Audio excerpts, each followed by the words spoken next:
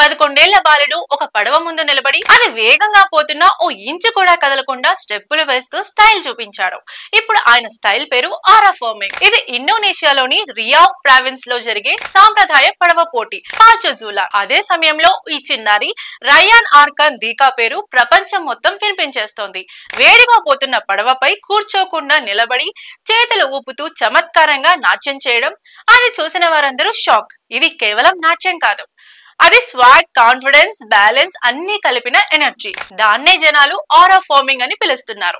Video viral కావడంతో NFL star Travis Kelce, F1 driver Alex Albon, DJ Steve Aoki వంటి సెలబ్రిటీలు కూడా Rayan స్టెప్పుల్ని అనుకరించారు. రయాన్ టాలెంట్ ను గమనించిన ఇండోనేషియా ప్రభుత్వం అతన్ని రియావ్ టూరిజం అంబాసిడర్ గా ప్రకటించింది. అలాగే ఆయనకు విద్యా స్కాలర్షిప్ మరియు ప్రత్యేక గౌరవం కూడా ప్రకటించారు.